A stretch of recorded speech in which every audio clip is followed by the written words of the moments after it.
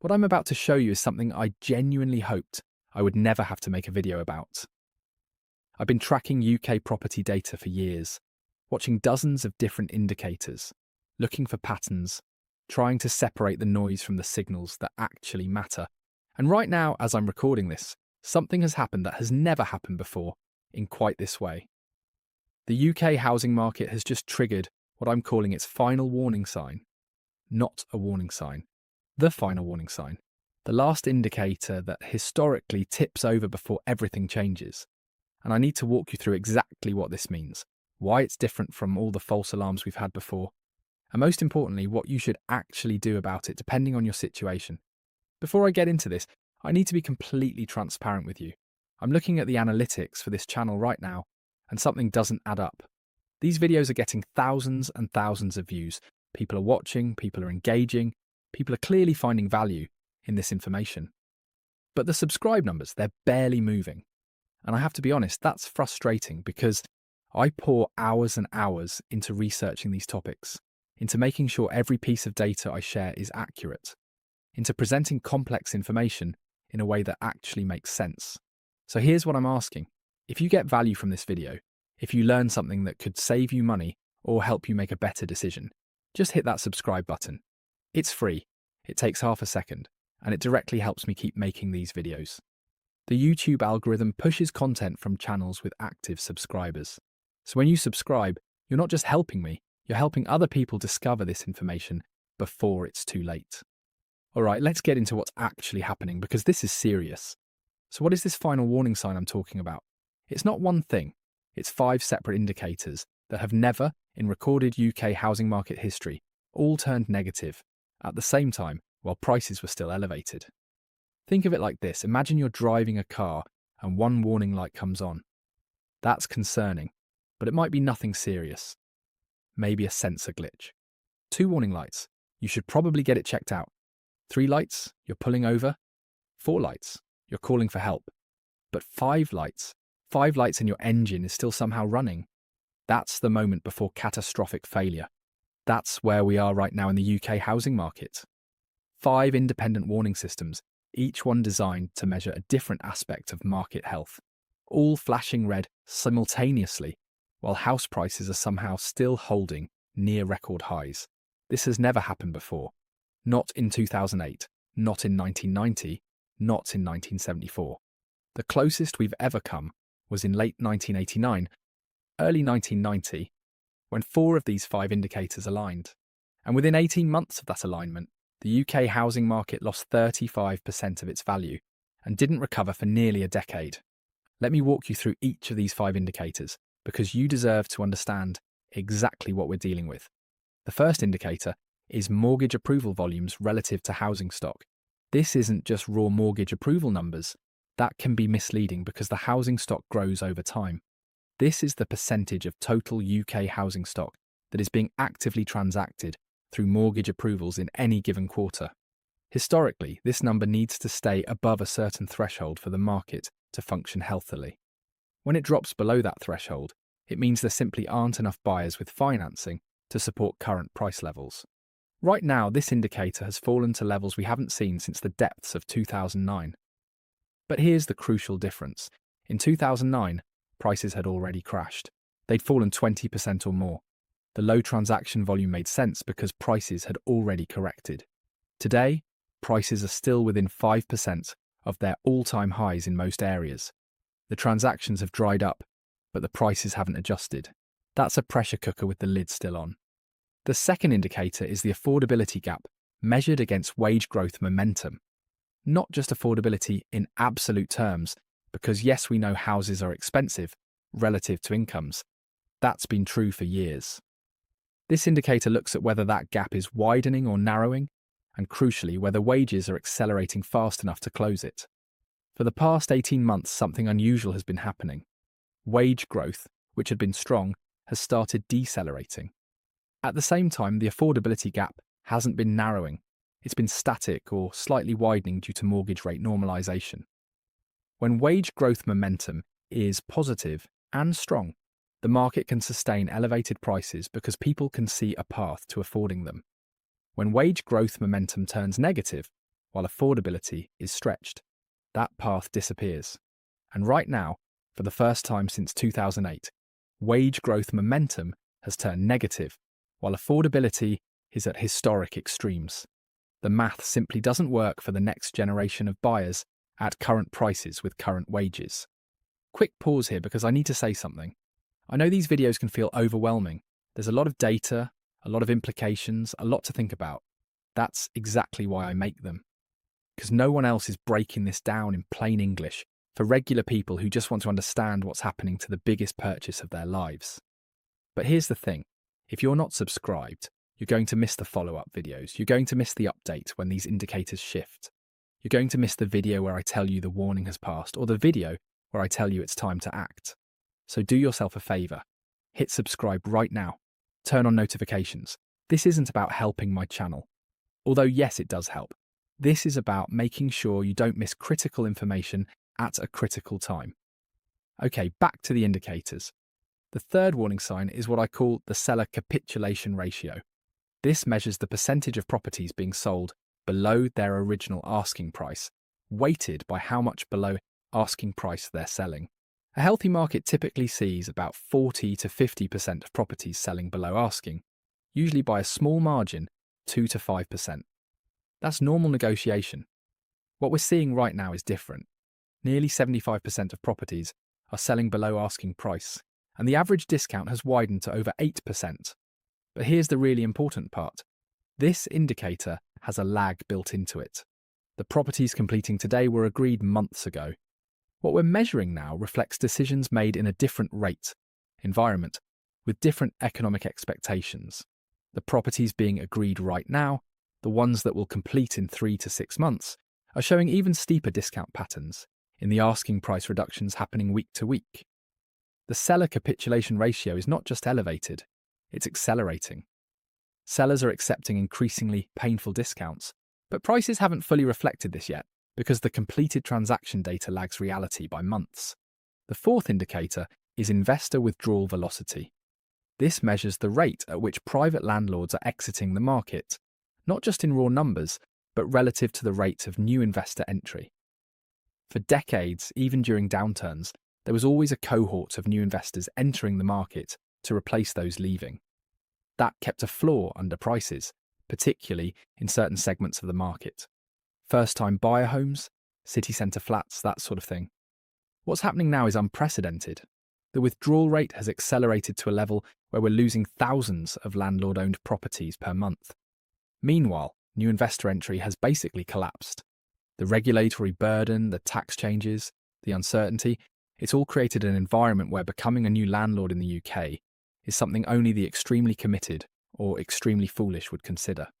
And when investors leave, they sell. When they sell in volume, they create supply. When supply exceeds demand at current prices, prices fall. We haven't seen the full impact of this yet, because many landlords have been holding on, waiting for conditions to improve. But the data shows their patience is running out. Selling intentions among private landlords have hit all-time highs. All-time highs. When those intentions convert to listings, the supply shock will be material. The fifth and final indicator, the one that completes the set, is what I call the Credit Conditions Divergence Index. This measures the gap between what lenders are advertising versus what they are actually approving in practice.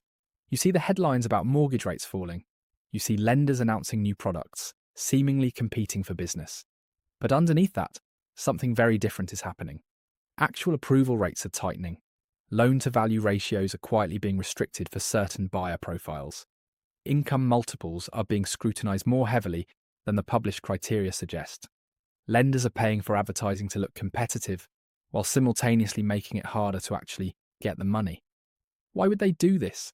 Because they see something in the data that worries them. They want to appear open for business, while actually reducing their exposure.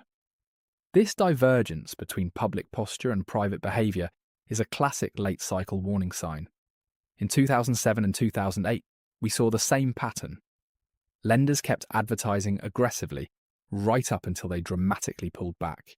The Credit Conditions Divergence Index has now reached levels that exceed the 2007 peak. Let me say that again. On this particular measure, we are beyond where we were just before the last financial crisis. So there it is, 5 indicators, all negative, all at the same time, while prices remain near all-time highs. This is the final warning sign because historically, when even 3 or 4 of these aligned, it preceded a significant market correction. Having all 5 align while prices haven't yet adjusted is genuinely unprecedented territory. Now, I want to be very clear about something because I know how these videos can be perceived. I'm not telling you the market is definitely going to crash tomorrow. Markets are complex. They can remain irrational for longer than anyone expects. Government intervention, unexpected economic developments, changes in Bank of England policy, any number of things could delay or even prevent what these indicators seem to be suggesting. But I am telling you that the risk right now is higher than it has been at any point in my lifetime of watching this market. And I'm telling you that ignoring 5 simultaneous warning signs, because previous warnings were false alarms, is exactly the kind of thinking that gets people into serious financial trouble. Before I get into what this means for different groups of people, I want to remind you to subscribe if you haven't already. Look, I know I keep saying it, and I know it might be getting repetitive, but the reality is that most people who watch these videos never come back. They watch once, find it useful, and then forget the channel exists.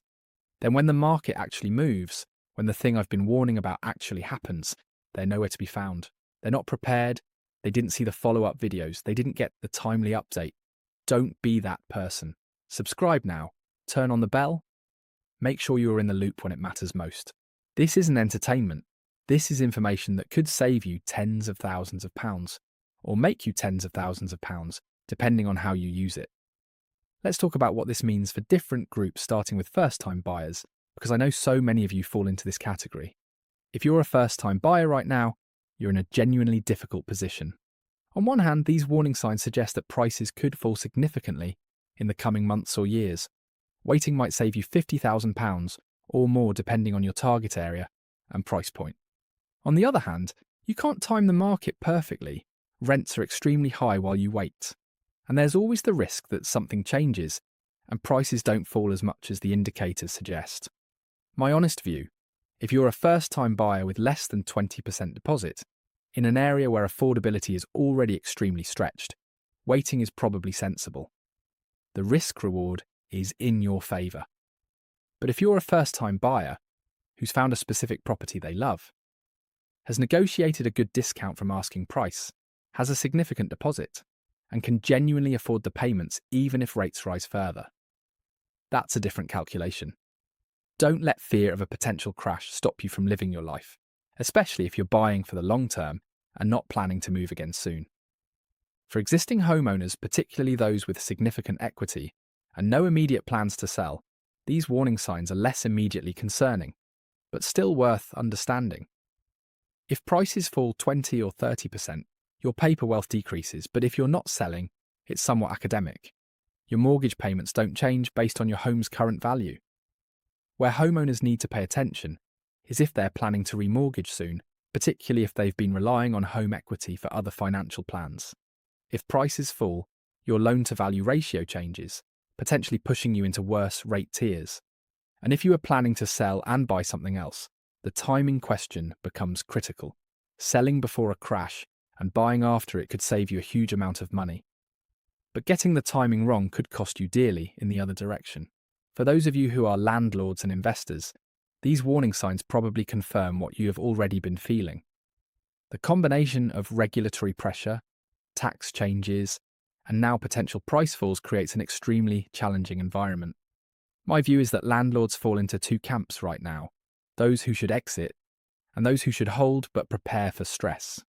If you're a leveraged landlord with tight margins, older properties requiring significant maintenance, in areas where tenant demand is softening, exit might genuinely be the right choice, even if it means accepting a lower price than you'd hoped. Selling before a rush of other landlords try to exit is strategically wise. Getting out now might mean selling at 90% of what you wanted. Getting out in 2 years might mean selling at 70%. But if you're a low leverage or no leverage landlord with strong yielding properties in high demand areas, holding through volatility could be the better choice. Rent demand isn't going anywhere. If anything, a housing market correction combined with reduced new supply could actually push rents higher, improving your yield even as capital values fall. For those of you looking to buy investment property, my message is simple. Wait. Not forever, but wait. When 5 warning indicators are flashing red simultaneously, deploying capital into the asset class they're warning about is objectively poor risk management. Yes, you might miss out if I'm wrong and prices rise, but the probability-weighted outcome strongly favours patience right now. The opportunity to buy will still exist in 6 months, in 12 months, in 2 years. And there's a meaningful chance that opportunity will be significantly better than the opportunity that exists today. Dry powder. Keep your powder dry. That's the phrase that matters right now. For would-be investors, please share this video with someone who needs to see it. I know that sounds like a generic creator request, but I mean it specifically. Think about people you know who are about to make property decisions. First-time buyers who are being pressured to act quickly. Family members about to sell. Friends who are landlords feeling the squeeze. This information could genuinely help them, but they won't see it unless you share it. The algorithm doesn't push warning videos, it pushes engagement videos, entertainment videos, feel-good videos, content that tells people uncomfortable truths about potential financial losses. That doesn't go viral. It spreads person to person through people who care enough to share it. Be one of those people. Let me address the obvious question. If this is such a clear warning, why haven't prices already fallen? It's a fair question. The answer lies in understanding how housing markets actually work, which is very different from how stock markets work. In the stock market, when negative information emerges, prices can adjust within minutes. Housing markets don't work like that. They're slow, they're sticky, they're emotional. People don't sell their homes based on macro indicators. They sell when they have to, when life circumstances change, when they get divorced, when they need to relocate, when they can't afford the payments anymore. Until those trigger events happen, people hold. They wait. They hope things improve. This creates a lag, sometimes a significant lag, between warning signals appearing and prices actually adjusting. In 1989 and 1990, the warning signals emerged almost 18 months before the bulk of price falls materialized. People saw the signs, but convinced themselves it would be different this time. It wasn't different. It just took time for reality to catch up with the indicators. The other factor holding prices up right now is sheer lack of supply. People aren't listing because they don't want to sell into weakness. They're waiting for the market to improve. But this creates a false price stability. The asking prices on Rightmove look stable because only motivated sellers are listing, and they're pricing competitively. The unmotivated sellers, the ones who would list if the market were strong, aren't visible. So the data looks better than reality. When circumstances change, when forced selling increases, when landlords finally capitulate in volume, that shadow supply will become visible supply. And visible supply at volumes that exceed current demand at current prices means only one thing: price discovery. Real price discovery, potentially painful price discovery. I want to share some historical context because I think it helps calibrate expectations. In the early 1990s crash, the peak-to-trough decline was around 35% nationally, with some areas falling more than 40%. But here's the thing, that crash wasn't one event. It played out over nearly 5 years. Prices didn't fall 35% overnight. They fell 10% the first year, then another 8% the next year, then 7%, then 5%, then a final few percent. Each year people thought it was over. Each year they were wrong. And crucially, the real killer wasn't the price falls themselves. It was that prices then remained static in nominal terms for years after that, losing further value in real terms as inflation eroded their worth. Someone who bought in 1989 didn't see their home return to its purchase price, in real terms until the mid-2000s in many areas. 15 years of effective losses. When people talk about UK property always going up, they forget these periods, or they never lived through them. The 2008 financial crisis was shorter and sharper. Prices fell about 20% nationally, faster than in the 90s, but recovering quicker too, largely due to unprecedented government intervention, money printing, and interest rate cuts to near zero. But here's what's different now. Interest rates were cut dramatically in 2008 because they were relatively high beforehand. There was room to cut. Rates went from 5% to near zero. What about now? Rates are already at levels where further significant cuts would require inflation to collapse, or an economic emergency. The Bank of England doesn't have the same room to manoeuvre. Government finances are also far worse than in 2008. The ability to intervene, to bail out, to stimulate. It's constrained in ways it simply wasn't 15 years ago. If a significant correction happens now, the policy tools available to arrest it are more limited. This is why I believe a potential correction this time could be more prolonged than 2008, even if the initial decline is perhaps less severe. Now let me be clear about what I'm not saying, because I think it's important. I'm not saying everyone should panic. I'm not saying you should sell your home tomorrow at any price. I'm not saying the market is going to crash next week. What I'm saying is that the evidence-based assessment of risk right now is higher than it has been in my memory of covering this market.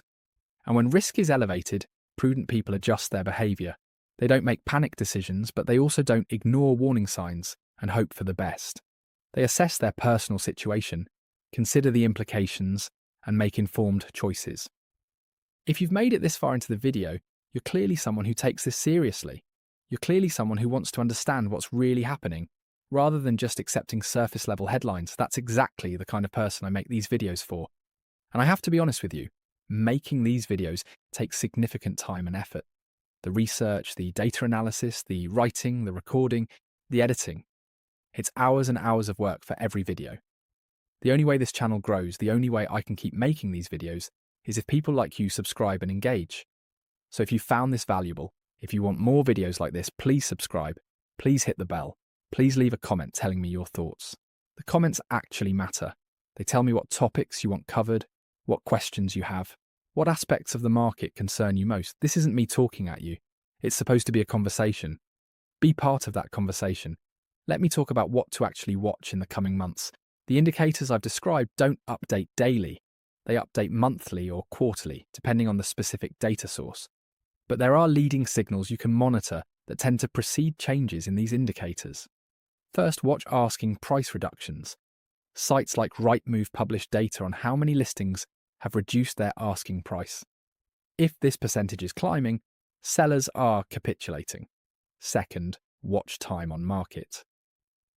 If average days to sell is rising, demand is weakening. Third, watch mortgage approval data from the Bank of England published monthly. If approvals are falling month on month, the transaction pipeline is draining. Fourth, watch for forced sale language in listings. Phrases like chain-free, motivated seller, priced for quick sale. When these become more common, stress is building. Fifth, watch the gap between new listing volumes and sales volumes. If listings are increasing but sales are flat or falling, inventory is building. Inventory builds precede price falls. I'll be covering all of these in future videos, tracking them in real time, and updating you on what they're telling us. But you need to be subscribed to see those updates. Don't just watch this video and disappear into the void. Stay connected, stay informed. I want to address the people who will inevitably comment saying, I'm being too negative, too doom and gloom, too pessimistic.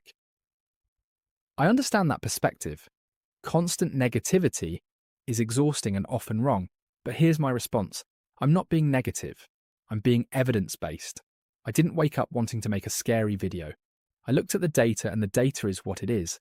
5 indicators aligned in a way they've never aligned before. That's not opinion. That's fact. What I'm doing with that information is interpretation, and reasonable people can disagree on interpretation. But you can't disagree with the underlying data. And if presenting uncomfortable data makes me a doom merchant in some people's eyes, so be it. I'd rather tell uncomfortable truths than comfortable lies. I'd rather you be prepared and me be wrong than you be unprepared and me be right. The people who frustrate me most are the property market cheerleaders who ignore all warning signs because they have vested interests in people buying. Estate agents, mortgage brokers, property developers. They need transactions to happen. They need you to buy. So of course they're going to tell you it's always a good time to buy. Of course they're going to dismiss warning signs. Their income depends on it. I have no such conflict. I don't make money when you buy or sell. I make money when you subscribe, watch, and engage. My incentive is to give you useful information, not to push you towards transactions. Think about that when you're assessing who to listen to. The estate agent telling you this is a great time to buy, what's their incentive? The mortgage broker telling you rates are about to rise so you need to lock in now. What's their incentive? Follow the incentives. They tell you everything about whose advice to trust. Let me leave you with this. The UK housing market has been through corrections before. It will go through them again. These are not the end of the world. But they are events that transfer significant wealth from the unprepared to the prepared. The person who sold in 1989 and bought in 1995 made generational wealth. The person who bought in 1989 and had to sell in 1995 lost generational wealth. Same houses, same market, different timing, opposite outcomes. Right now, today, you have information that most people don't have. You understand that 5 unprecedented warning signs have aligned. You understand what that has historically indicated. You understand that risk is elevated, even if the exact timing of any correction is unknowable. What you do with that information is up to you. But you can't say you weren't warned. You can't say nobody told you, because I just did. 30 minutes of evidence, data, and analysis. What you do next is your choice, but please make it an informed choice. Thank you for watching this video all the way to the end. Seriously, thank you. Most people click away in the first minute. The fact that you're still here means you're serious about understanding this market. That's exactly the kind of viewer I want on this channel. So here's my final ask. Subscribe if you haven't already. That's step 1. Turn on notifications. That's step 2. And share this video with one person who needs to see it. That's step 3. 3 simple actions that take less than 30 seconds combined. If this information has value, which based on you watching to the end, I'm guessing it does, those 3 actions are how you can support the channel while also helping yourself and others stay informed during what could be a very turbulent time for UK property. I'll see you in the next video where I'll be diving deeper into one of these indicators and showing you exactly how to track it yourself. Until then, stay informed, stay prepared, and whatever you do, don't ignore the warning signs. They're flashing for a reason.